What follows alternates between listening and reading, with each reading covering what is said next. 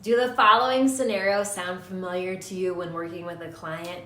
Maybe they are sending you nonstop text messages or calling you when you're trying to have a much needed dinner with friends or family.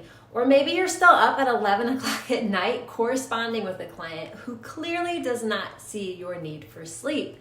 Well, if so, then welcome to a boundaryless client relationship. They are exhausting, they are painful, and they are all too common. I'm Jacqueline Myers with Success in Real Estate, and it most certainly is important to put your clients first. Absolutely. But it is also equally important to set boundaries with your clients.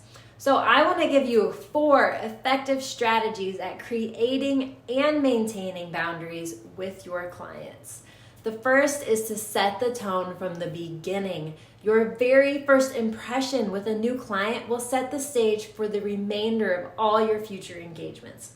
So for instance, if you are having dinner with your family and you get a text and you respond immediately, you have now established a pattern that will be repeated and expected as long as it takes to complete their transaction.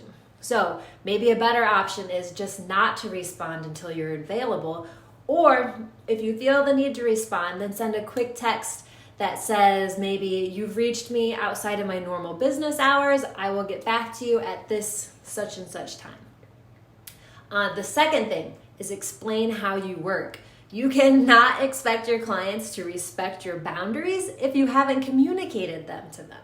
So be upfront about your hours and the days that you work and stick to it. You can also share with them your preferred mode of communication. Tell them the best way to reach you, whether it's text messaging, calling, or emailing you.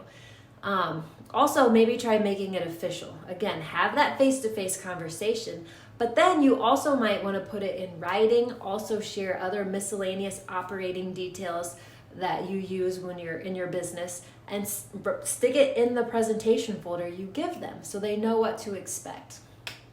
Third is to ask them what their expectations are. This shows the client that you care about their needs and helps you establish an agreed upon mode of working together. So ask them, how do they prefer to communicate? What are the best times and days for them to meet or talk? And what do they expect of you as their realtor? Having these answers will help you have an amazing relationship.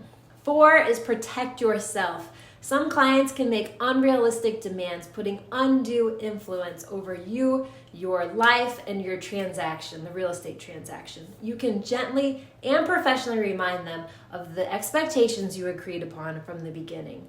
And be okay with firing a client. This doesn't happen often, but if it seems that they just are not respecting your boundaries, don't be afraid to walk away. Find clients you do work well with and spend your time with them.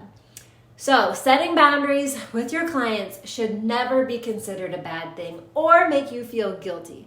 Limits are there for a reason, to keep your relationships with your clients healthy and productive.